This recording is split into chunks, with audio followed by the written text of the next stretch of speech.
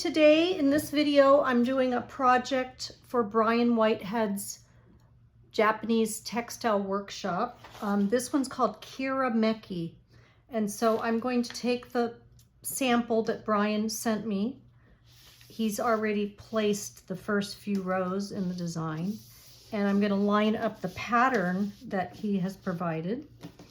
So what it is, it's like alternating dots, kind of in a brick or half drop pattern. So I'm going to line up the last row that was stitched, and that's actually going crooked.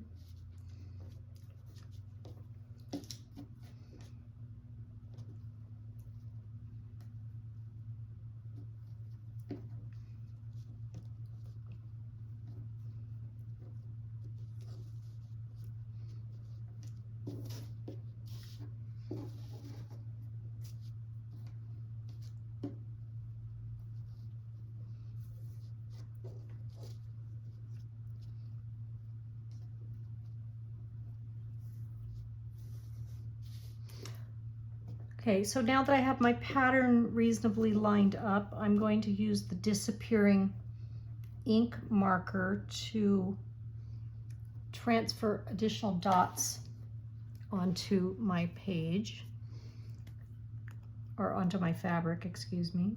So I'm just going to make a little tick mark where the stitches go.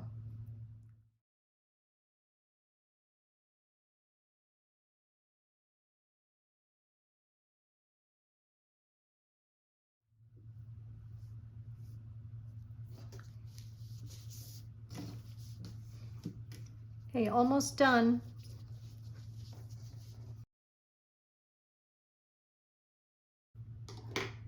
Okay, now all the dots are drawn, and I'm going to start with a double length of thread for the front side. I do not have red thread like the teacher's sample. I'm going to be using my black. And when I go to Japan this year, I will explore if they have other colors available in the shibori thread, because they are more easily visible than the red. So I'm going to do the similar technique that I've shown in other videos, where I just by eye make my thread double and leaving 2 or 3 inches on each side end. And then from there, I'm going to make multiples of the same length without having to measure, you know, exactly. They'll just be as close. This is close enough, and to get some of them ready ahead of time so I don't have to stop to do this step each time.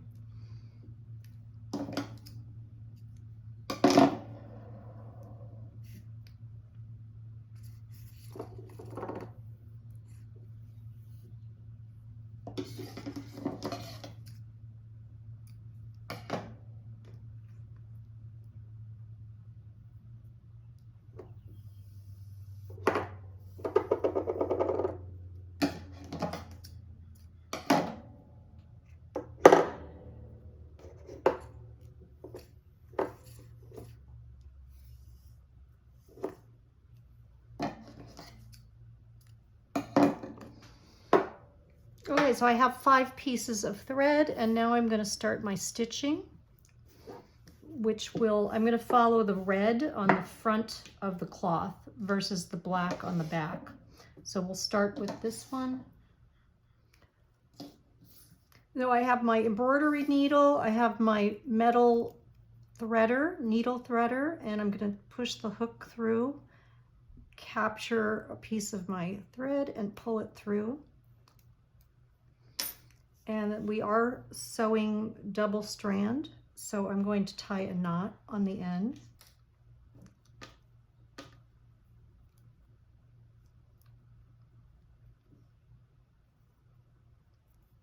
A double knot is good.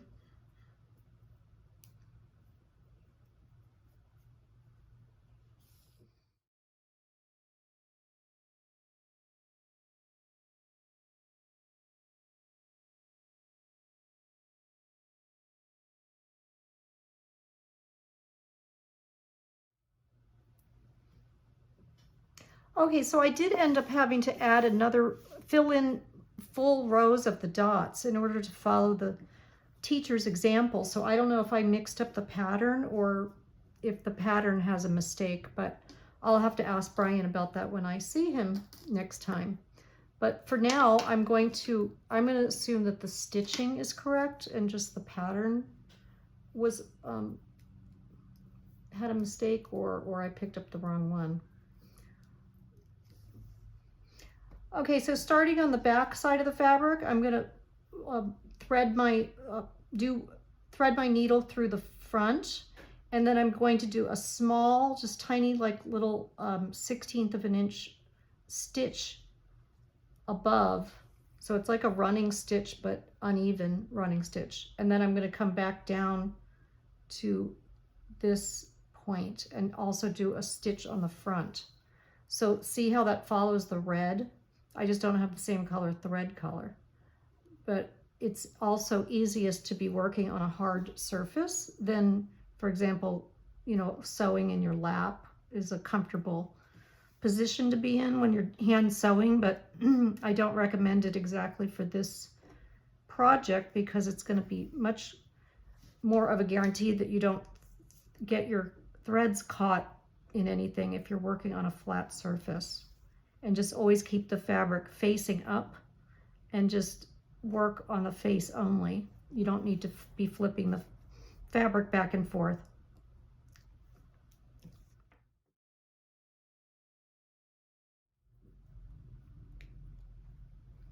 When you get to the end, you just need to tie a knot on the end. It does not need to be up against the fabric as tight as this is shown. If it's just a little, I find it just a little easier, and I can also check to make sure that nothing's caught on anything. So just by pulling the threads. And then this is what my first row looks like. So I'm going to be doing every other row on this face, and then we'll flip it over to do the every other row on the other side.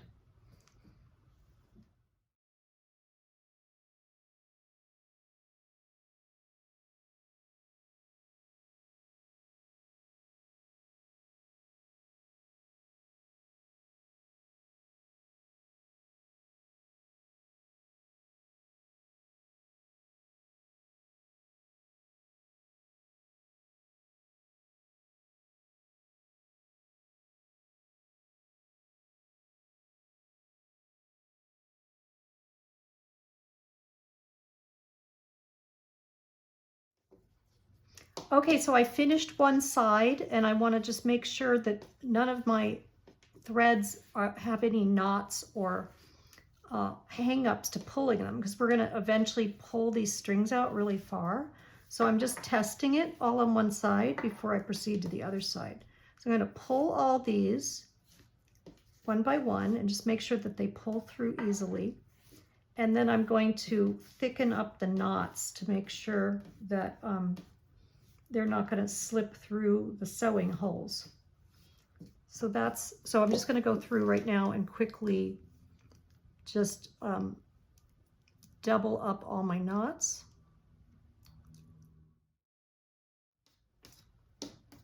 Okay, some of them are fine, they're big enough. And I'm just going to pull this out to flatten it out. It'll make it just a little easier to work on the flip side. So you can also pull from the other end.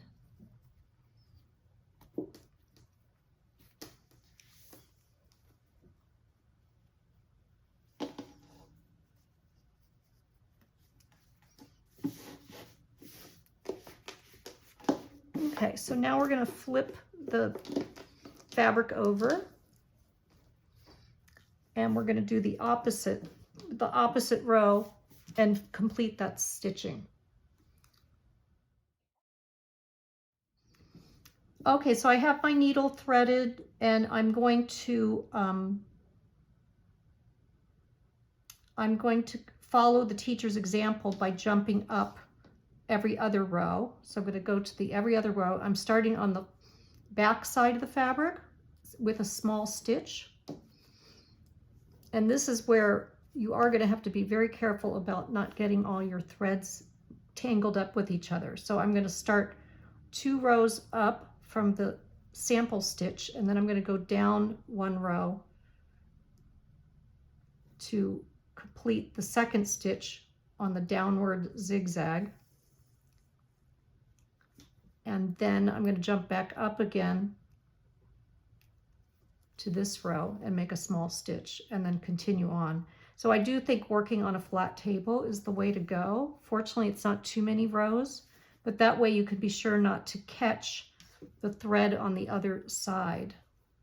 So we want these, each strand to be able to be pulled independently through the fabric when we go to gather it.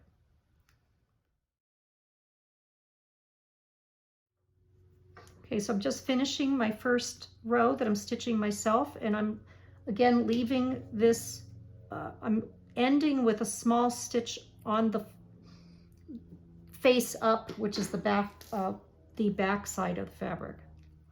So just try to stay consistent with your stitches. And it's okay to leave a long tail on this, even though the sample shows it tighter. It's just quicker to go ahead and leave it as a long tie. It doesn't matter. We'll be pulling it. Okay, so now I'm going to just continue on with all the rows until I'm done.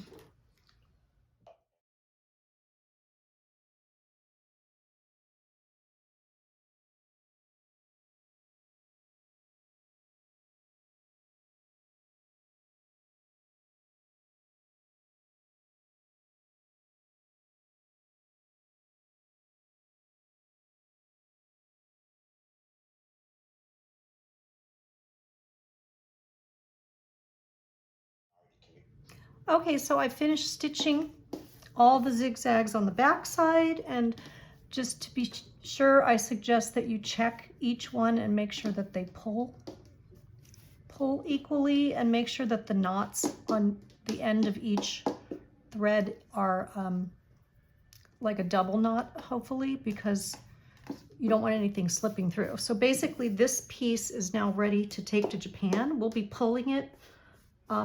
It'll be pulled tight, but Brian wants to examine our stitching and make sure that there's no mistakes in it. Yeah, I'm gonna just double check everything and make sure that it's stitched every other stitch. So that one's now ready, and I'm gonna put it back, put it away, and save it for Japan.